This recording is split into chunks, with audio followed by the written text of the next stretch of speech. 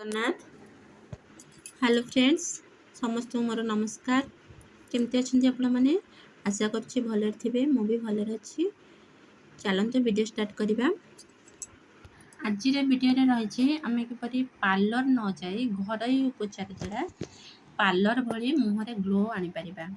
आपण मैंने जो बाहागर हो कि पार्टी फाटी जाऊँच तो आपण मैंने पूर्व पार्लर जाता कि पार्लर आम पैसा खर्च करने को पड़ता है किंतु आम से पार्लर भली चमक किंतु घरे उपचार द्वारा आनीपर बिना खर्च किसी भी खर्च ना आपण मैंने बिना खर्च पार्लर भली चमक मुहर आनीपर। तो से मुझे बेसन हलदी गुंड कंचा क्षीर चाउल गुंड अरुआ चाउल गुंड फाड़े लेंबू महू टिश्यू पेपर गोटे नहीं गोटे व्हाइट पेपर नहीं गोलाप जल। आपण मैंने जानते महू आमर बहुत ही उपकारी होता है। यार बहुत औषधीय गुण थाए स्किन भी बहुत भल होता है। महूरे आमर एंटीबैक्टेरियल आंटी इन्फ्लेमेटरी गुण थाए। यह ऑयल स्किन व्रण कमाइबारे साहाय्य करे। हलदी गुंडे आंटी एलर्जिक एंटीसेप्टिक भरपूर मात्रा रे रही थाए। यह स्किन रो डेड सेल को बाहर करिबारे साहाय्य करे और कला दाग कमाए। बेसन रे अल्कालाइजिंग गुण थाए जहाँकि स्किन को उज्जवल और चिकन करथाए। तापर मुझे कंचा क्षीर रे भरपूर मात्रा रे न्यूट्रिशन थाए जहाँकि त्वचा को मॉइस्चराइजर परी काम करिथाए। यह त्वचार टोन मेंटेन करथाए। मुझे अरुआ चाउल गुंड नहीं अरुआ चाउल गुंडे अनेक रिसेप्ट रु जना पड़ी जे चाउल रे आंटी ऑक्सीडेंट और आंटी इन्फ्लेमेटरी गुण थाए जहाँ त्वचा को सनटैन एजिंग गुण को कमाई थाए। लेंबू रे आंटी ऑक्सीडेंट गुण थाए जहाँकि कला दाग कमाए मोर व्रण कमाए। तापर मु गोलाप जल नहीं गोलाप जल आमर बेस्ट टोनर हिसाब से काम करें। तो चलतु या प्रस्तुत करवा आम फेस पैक प्रस्तुत करवा। प्रथम कंचा क्षीर नहीं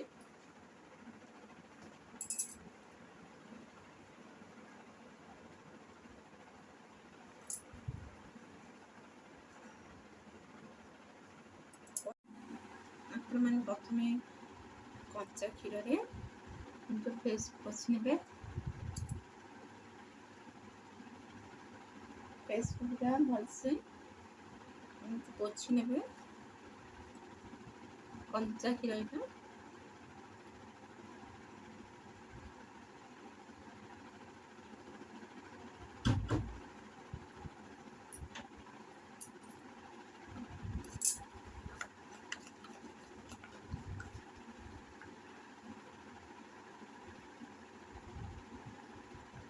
अरुआ चाउल महू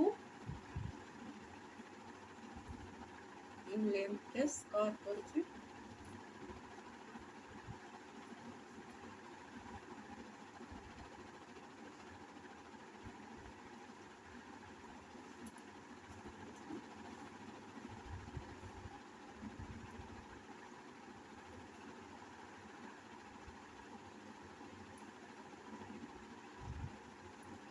दस मिनट छाड़ आम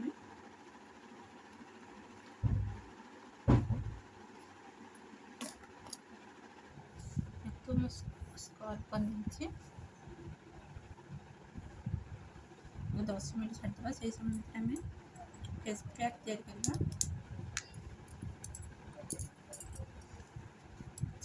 से बेसन गोटे चामच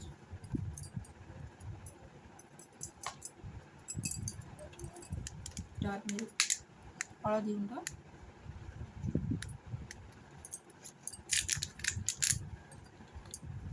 महू लेंबू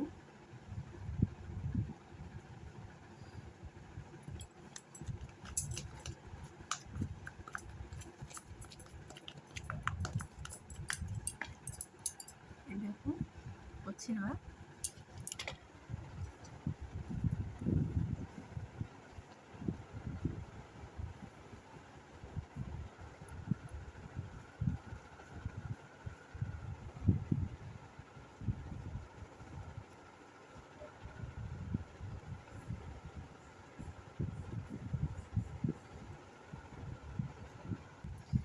फेस पैक बनेगी एथरे मुझे बेसन 2 चम्मच, हल्दी गुंड हाफ चम्मच, लेंबू, महू तबे स्टार्ट कर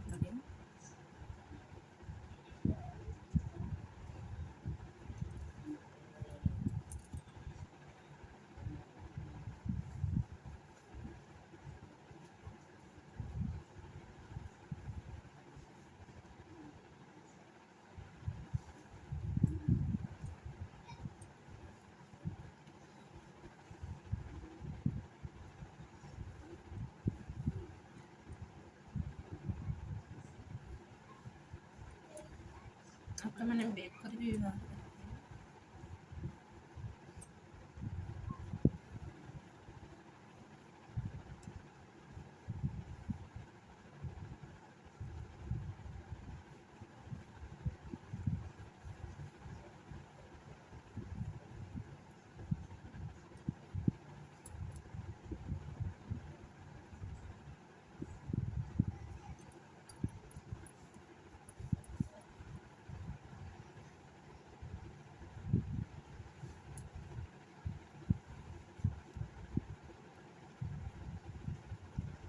आपको 10 ରୁ 20 मिनट भितर 10 ରୁ 20 मिनट भितर आपको रखिए।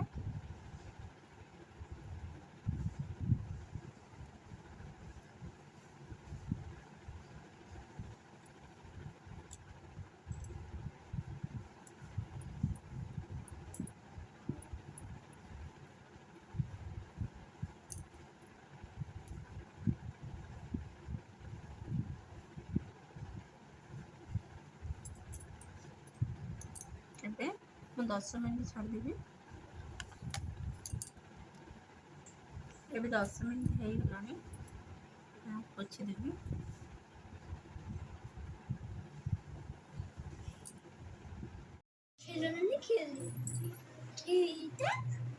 ଦେଖନ୍ତୁ ମୁହଁରେ କେତେ ଗ୍ଲେଜିଂ ଆସିଛି।